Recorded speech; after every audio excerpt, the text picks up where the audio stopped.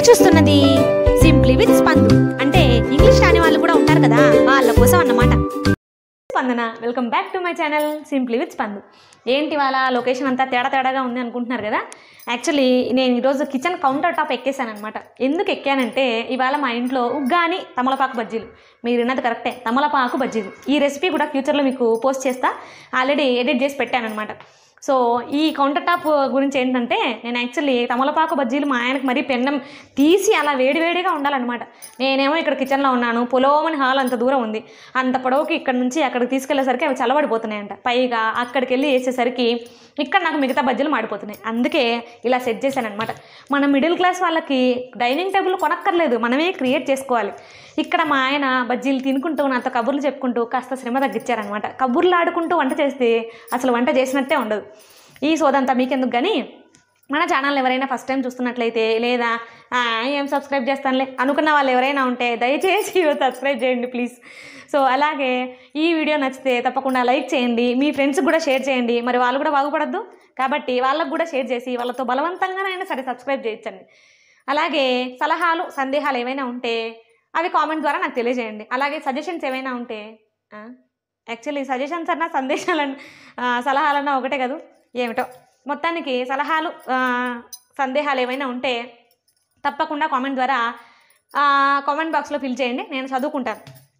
ఇవాళ రెసిపీ ఏంటంటే తమలపాకు బజ్జీలు కాదు, పెసరట్టు ఉప్మా అనమాట. ఈ పెసరట్టు ఉప్మా ఏంటంటే బిగినర్స్కి అర్థమయ్యేలాగా నీట్గా క్లియర్గా ఎక్స్ప్లెయిన్ చేశాను అనమాట. జనరల్గా బిగినర్స్కి ఏంటంటే అరటిపండు ఒలిచి నోట్లో పెట్టినట్టు చెప్తే తప్ప అంత ఈజీగా అర్థం కాదు.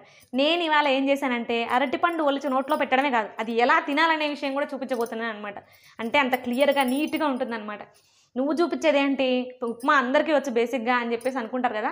కానీ ఇవాళ ఉప్మా ఏంటంటే, ఆల్రెడీ ఉప్మా అంటేనే మనకు 15 నిమిషాల్లో 10 నిమిషాల్లో టకటక అయిపోతుంది. కానీ నేను దాన్ని ఇంకా తొందరగా ఎలా చేయాలి, ఇంకా ఫాస్ట్గా ఎలా చేయాలి, అంతేకాకుండా మనలో మనమాట. నాకైతే పెళ్ళైన కొత్తలో ఉప్మా ఉండలుగా ఉంటుంది. అసలు ఆ ఉండలు ఆ లడ్లు లోపల ఎందుకు వస్తున్నాయో అర్థం కాలేదు. సో అలాంటి ఉండలు రాకుండా కూడా ఎలా చేయాలో ఇవాళ చూపిస్తానమాట. సో ఇది కాకుండా ఇవాళ పెసరట్టు ఉప్మాలో కూడా పెసరట్టు బ్యాటర్లో ఎన్ని నీళ్ళు పోయాలో కూడా నీట్గా ఎక్స్ప్లెయిన్ చేస్తాను, మీరేం కంగారు పడకండి. అలాగే ఇవాళ నేను ఒక విషయం మీతో షేర్ చేసుకోవాలనుకుంటున్నా, వెరీ ఎమోషనల్ మ్యాటర్ అనమాట. అదేంటంటే మన సబ్స్క్రైబర్స్ని సబ్స్క్రైబ్ చేయండి, లైక్ చేయండి, కామెంట్ చేయండి అని చెప్పేసి కంఠశ్వాస వచ్చేలాగా మొత్తుకుంటున్నాను. కానీ మన సబ్స్క్రైబర్లో ఒకరు ఏం చేశారంటే, చెప్పాలంటే నేను ఏంటో ఎమోషన్ వచ్చేస్తుంది అనమాట. ఆవిడ అమ్మాయి ఏంటంటే ఉషా, ఆ పిల్ల ఏం చేస్తుంది తెలుసా, నా లింక్ని తీసుకెళ్ళి ఆ పిల్ల ఇన్స్టాగ్రామ్ స్టోరీలో పోస్ట్ చేసి ఎంటర్టైనింగ్ వీడియోలు, డిఫరెంట్ వీడియోలు, మోరల్ స్టోరీస్ కావాలంటే ఈ ఛానల్ సబ్స్క్రైబ్ చేయండి అని చెప్పేసి ఇన్స్టాగ్రామ్లో ఒక పోస్ట్ పెట్టిందనమాట. ఆ పోస్ట్ చూడగానే అసలు బ్యాక్గ్రౌండ్లో మ్యూజిక్ తల్లి చిట్టి ఎందుకమ్మా నేనంటే ఇంత ప్రేమ అనేసి ఒక టీ అని ఒక మ్యూజిక్ వచ్చిందనమాట. సో అలాగే చూసి నేర్చుకోండి. మా అత్తగారి మాట విని అసలు ఎంత మంచి పిల్లే, పీటీ ఉషలాగా, పరుగుల రాణి పీటీ ఉషలాగా ఆ అమ్మాయి కూడా జీవితంలో అలా ముందుకు వెళ్ళిపోతూ ఉంటుందని చెప్పేసి ఆశీర్వాదాలు ఇచ్చారనమాట.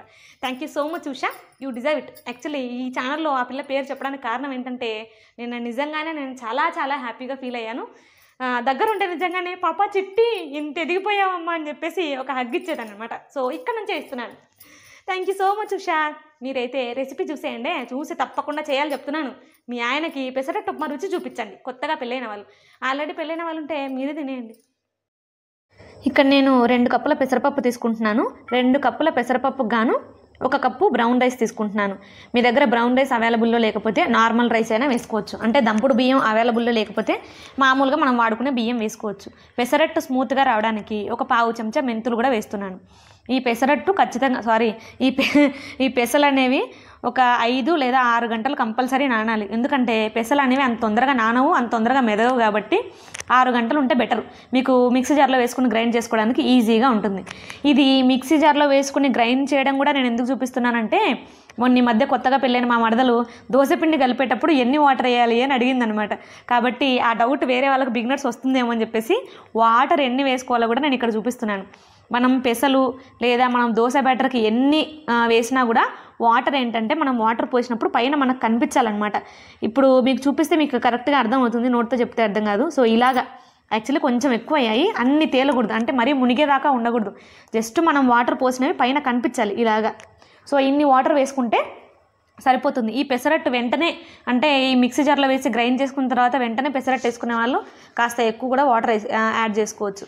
నేనేంటంటే ఇది నైట్ చేసి పెట్టి మార్నింగ్ వేసుకుంటున్నాను అనమాట. ఇప్పుడు డైరెక్ట్గా ఉప్మా చూపించేస్తున్నాను. నేను ఉప్మా చూపిస్తానని చెప్పేసి ఏంటి టకటక వాటర్ పోసేస్తున్నాను అనుకుంటున్నారు కదా. యాక్చువల్లీ ఇక్కడ నేను 6 కప్పుల వాటర్ ముందే వేడి చేసుకుంటున్నాను అనమాట. ఇలా చేస్తే మనకు ఉప్మా ఫాస్ట్గా అయిపోతుంది, ఇంకా టేస్ట్ కూడా చాలా కమ్మగా ఉంటుందన్నమాట. సో అటు పక్క పెట్టేశాను ఆ స్టవ్ని, వాటర్ మరిగించుకుంటున్నాను. వాటర్లో ఉప్పు గట్రా వేయకండే ఆ పక్క వాటర్ మరుగుతుంటే ఈ పక్క మనకు పోపు సిద్ధం చేస్తున్నాను అనమాట. ఉప్మా మామూలుగా బొంబాయి రవ్వ ఉప్మా చేసుకుంటారు ఉప్మా పెసరట్టుకి. నేను అది కొంచెం అన్హెల్దీ కాబట్టి మన నార్మల్ బన్సీ రవ్వ వేస్తున్నాను, అంటే గోధుమ నూక అనమాట. దానికి ఫస్ట్ పోపు సిద్ధం చేసుకుంటున్నాను. ఆల్రెడీ శనగపప్పు కూడా వేసేసాను.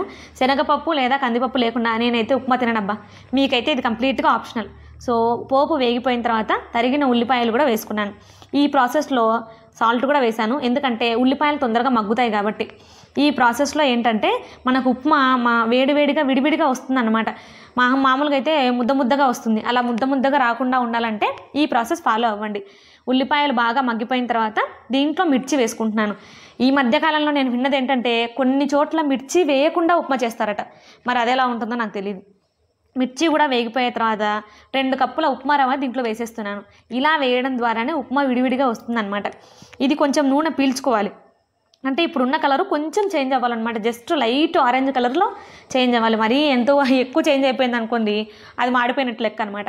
ఇది ఒక 2 నిమిషాలు అలా తిప్పేసుకుందాం. ఆలోగా అవతల పక్క మనకు వాటర్ మరిగిపోయేలేదో ఒకసారి లుక్ వేసొద్దాం. అటుపక్క మనకు తిరగమూత రెడీ అయిపోయేసరికి ఇటుపక్క వాటర్ మరిగిపోయాయి. వాటర్లో సాల్ట్ వేసుకుంటే కొంచెం సాల్ట్ మరకలు వస్తాయి కాబట్టి జస్ట్ డైరెక్ట్గా ఉప్మాలోనే వేసేసాను, అంటే ఉల్లిపాయలు వేసినప్పుడే నేను దాంట్లోనే వేసేసాను. ఇలా చేయడం వల్ల ఏంటంటే బిగినర్స్కి చాలామందికి ఉప్మా ఉంట కడుతూ ఉంటుంది. ఈ ప్రాసెస్లో చేస్తే ఉంట కట్టే సమస్య లేదు, మీ చెయ్యికి కూడా కాస్త పని తప్పుతుంది.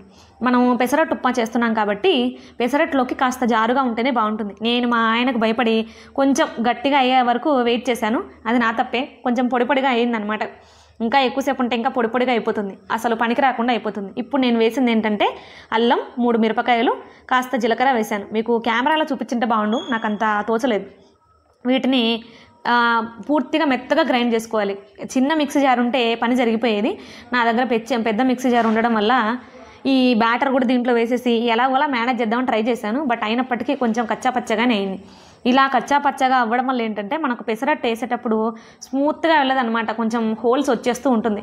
నాకైతే మిక్సీ జార్ అవైలబుల్లో లేకపోవడం వల్ల నేను ఏదోలాగా అడ్జస్ట్ చేశాను. మీరు మాత్రం బాగా మెత్తగా పౌడర్ లాగా చేసుకోండి, చాలా టేస్టీగా ఉంటుంది.